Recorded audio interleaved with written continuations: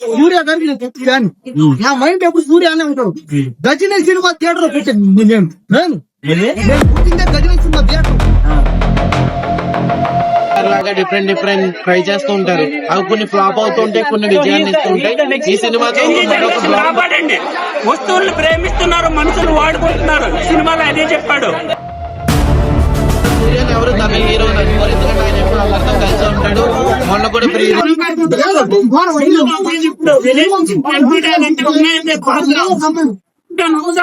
నేను జీవితాంతం ఉండండి. జంజీ జనరేషన్ కాపాడండి. వస్తువులు ప్రేమిస్తున్నారు, మనుషులు వాడుకుంటున్నారు. సినిమాలో అదే చెప్పాడు. వస్తువుల్ని రిపేర్ చేయాలి, మనుషులు ప్రేమించాలి. అని ఇక్కడ ఏం చేస్తారు, మనుషులు రీప్లేస్ చేస్తున్నారు, వస్తువులు కొనుక్కుంటున్నారు. ఈ ఆలోచన మార్చుకోండి.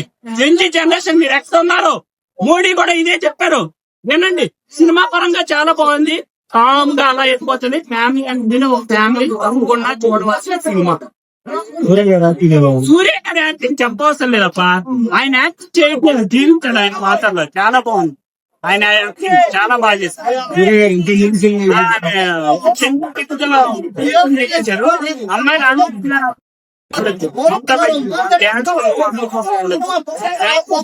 కనిపిస్తారు.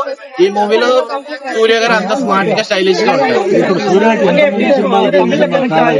సూర్య గారు ఎప్పుడు డిఫరెంట్ గా ట్రై చేస్తారు. విక్రమ్ గారు లాగా డిఫరెంట్ ట్రై చేస్తూ ఉంటారు. అవి కొన్ని ఫ్లాప్ అవుతుంటాయి, కొన్ని విజయాన్ని ఇస్తుంటాయి. ఈ సినిమాతో మరొక బ్లాక్ బస్టర్ ఫ్యామిలీ ఆడియన్స్ కి చాలా బాగా అసలు సూర్యని ఎవరు తమిళ హీరో అనుకోరు, ఎందుకంటే ఆయన ఎప్పుడు అందరితో కలిసి ఉంటాడు. మొన్న కూడా ప్రీ రిలీజ్ ఆడియోలో చూడటంటే నేను తింటున్న ప్రతి మెతుకు మీ నుంచి వచ్చిందని చాలా గ్రౌండెడ్ గా చెప్పారు. అక్కడే మెట్టిచ్చేసారు. సినిమా అయితే చాలా బాగుంది. ఎక్కడ పేరు పెట్టిలా లేదు. వెంకీ అట్లూరి గారి టేకింగ్ గానీ, జీవి ప్రకాష్ గారి మూవీ మ్యూజిక్ గానీ చాలా బాగుంది. కామెడీ కూడా చాలా బాగుంది. ఎమోషనల్ గా, కామెడీ పరంగా కంప్లీట్ మ్యూజికల్ ఎంటర్టైనర్ చాలా బాగుంది. అసలు పేరు పెట్టడానికి ఎక్కడా లేదు. వెంకీ అట్లూరి గారు already successful director. Lucky Bhaskar తో నేషనల్ అవార్డు కూడా వచ్చింది. ఈ మూవీతో సూర్య గారి యాక్టింగ్ అవార్డు వస్తుందని ఆశిస్తున్నాను. పాటలు ఆల్రెడీ చాలా ట్రెండ్ అయింది కదా. ఆ సాంగ్ తోనే చాలా ఆడియన్స్ ని అట్రాక్ట్ చేసిన సినిమా. చూడాలని లక్కీ భాస్కర్ ట్రైలర్ తోనే విజయం అని ఎలాగా అనిపించిందో, ఈ మూవీ ట్రైలర్ తో కూడా పక్కా హిట్ అవుతుందని అనిపించింది నాకు. చూసాక కూడా నా మాటలకి జస్టిఫికేషన్ అయింది. చాలా నాకు బాగా సాంగ్ బాగా నచ్చింది. అలాగే మదర్ సెంటిమెంట్ బాగుంది.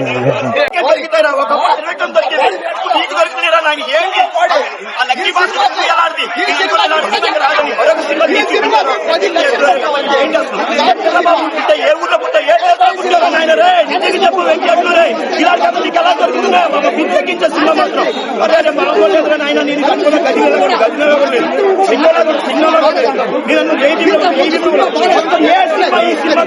ఈ కథకి ఏ సినిమా కదా నచ్చలేదు. కదా సూర్య గారికి నేను చెప్తే కానీ నా మైండ్ ఎప్పుడు సూర్య అనే ఉంటాడు. గజనీ సినిమా థియేటర్ లో పుట్టింది నేను పుట్టిందే గజనీ సినిమా థియేటర్ లో. నన్ను మా ఊళ్ళో అందరూ ఆరు అంటారు.